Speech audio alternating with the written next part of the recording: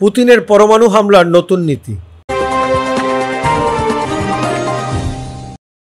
Ukraine যুদ্ধের মধ্যে গতকাল বুধবার নিজেদের পারমাণবিক অস্ত্রনীতিতে বদল আনার কথা জানিয়েছেন রাশিয়ার প্রেসিডেন্ট ভ্লাদিমির পুতিন। তার এই সিদ্ধান্ত পারমাণবিক হামলার রাস্তা প্রশস্ত করেছে বলেই মনে করছেন বিশেষজ্ঞরা। গতকাল রাশিয়ার পরমাণু কমিটির সদস্যদের সঙ্গে বৈঠকে বসেছিলেন পুতিন।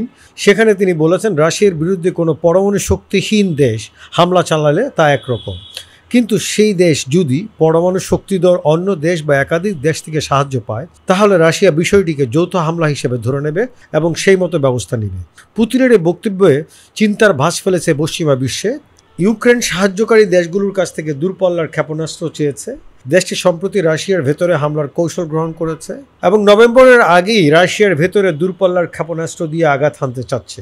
আগস্টে তারা রাশিয়ার সীমান্ত অঞ্চল কুরস্কের একাংশ দখলে নেওয়ার দাবি করেছে। ইউক্রেনের প্রেসিডেন্ট ভলোদিমির জেলেনস্কি সম্প্রতি বলেছেন, ইউক্রেনের পারমাণবিক চুল্লিগুলোতে হামলার ছক করছে রাশিয়া, যেভাবেই হোক তা ঠেকানো প্রয়োজন। পুতিন বলেছেন, 1999 সালে বেলারুশের সঙ্গে রাশিয়া বিশেষ চুক্তি হয়েছিল। বেলারুশ রাশিয়ার কাছে বন্ধু।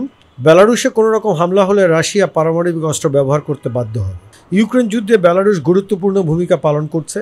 তারা সরাসরি ইউক্রেনের সেনা না পাঠালেও রুশ সেনাদের জন্য রাস্তা খুলে দিয়েছে। পুতিন বলেন, বেলারুশের আকাশ ব্যবহার করে ইউক্রেন রাশিয়া ক্ষেপণাস্ত্র ছুড়েছে, বিমান পাঠাচ্ছে। এমনটা আর হতে দেওয়া যাবে না। রাশিয়ার প্রেসিডেন্ট বলেছেন, পারমাণবিক অস্ত্র এতদিন ধরে রাশিয়ার জনগণকে সম্ভাব্য হামলার হাত থেকে রক্ষা করেছে। রাশিয়ার হাতে পারমাণবিক অস্ত্র আছে এ কথা জেনে বহু দেশ রাশিয়া হামলা করেনি। বর্তমান সময়ে যুদ্ধের কৌশল বদলেছে, রাশিয়াও নিজেদের লড়াইয়ের কৌশল বদলেছে। তাই দেশের মানুষকে নিরাপদে রাখতে পারমাণবিক অস্ত্রকে সর্বশেষ হাতিয়ার হিসেবে ব্যবহার করা হবে। কেবল কোনো উপায় না থাকলেই রাশিয়া ওই অস্ত্র ব্যবহার করতে বাধ্য হবে। দীর্ঘদিন ধরে বিশ্ব শান্তি বজায় রাখতে বিশেষ ভূমিকা নিয়েছে রাশিয়া। তবে রাশিয়ার উপর আক্রমণ হলে তার জবাব দেওয়া হবে। দীর্ঘ 2 বছর থেকে রাশিয়াকে পরাজিত করা হচ্ছে পশ্চিমা দেশগুলির সহায়তায়।